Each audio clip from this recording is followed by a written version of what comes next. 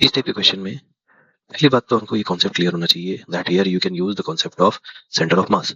Suppose ये fluid के जगह अगर आपने रॉड के भी क्वेश्चन किए होंगे, ये एल लेंथ की रॉड है, ये ग्राउंड के ऊपर ऐसे रखी हुई है, तो इसका potential energy will be mg/L/2 and not mg/L/2। Because अगर आप इसमें एक एलिमेंट लेके आप उसको इंटीग्रेट भी करते हो, एक एलिमेंट को लेके उसकी पोटेंशियल एनर्जी को इंटीग्रेट भी करोगे, तो भी आपकी पोटेंशियल एनर्जी ऐसी आएगी as if the whole mass is at centre of mass. So अगर आपको ये क्लियर है तो ये क्वेश्चन आप थोड़ा फास्ट कर सकते हो। यहाँ x1 है और ये x2 है, तो एक कोई लेवल होगा जहां पे ये इक्विलिब्रियम आएगा। सपोज वो लेवल है x, ये हाइट है x।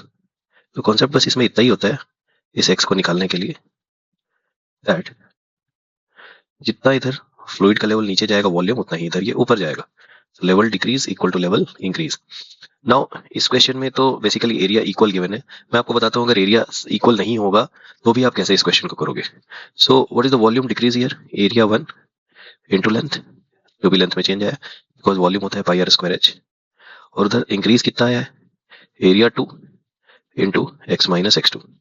सो इस टाइप के क्वेश्चन में एक्स की जो वैल्यू आती है वो आएगी आपकी a1 x1 area of first height, second area second height upon a1 plus a2। तो आप चाहो तो ये निकालना भी सीख सकते हो अगर कभी भी ऐसा कुछ आता है जिसमें दोनों का एरिया अलग अलग गिवन हो। फिलहाल इस क्वेश्चन में एरिया सेम गिवन है, तो ये वैल्यू क्या आ जाएगी, दोनों को आप ए पुट कर दोगे तो ये आ जाएगी x1 प्लस x2/2।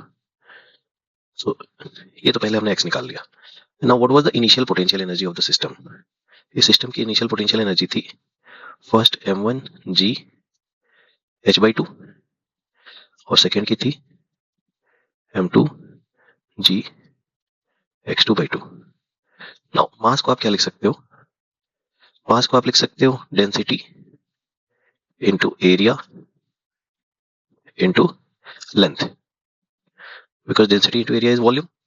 सो अगर आप मास की जगह इसको पुट करते हो इस जगह पे, तो पोटेंशियल एनर्जी आपकी आएगी कितनी? डी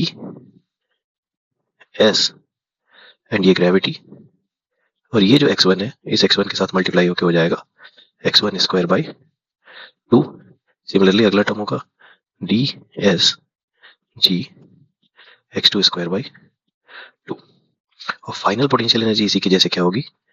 नाउ दोनों वेसल्स की एनर्जी हम लिख रहे हैं तो यही वाले टर्म दो बार आएंगे x के लिए, दोनों वेसल्स के लिए। So it will be 2 times d s g x square by 2, x is the new level. So ये आपका 2 जो है वो कैंसिल हो जाएगा। नाउ इसका डिफरेंस ही आपको निकालना है, that will be your answer. So difference in energy will be, difference energy का कितना है? You initial minus you final. अगर मैं इसको सॉल्व करता हूँ, so if you put the values you'll get dsg x1 square by 2 plus x2 square by 2 minus x square।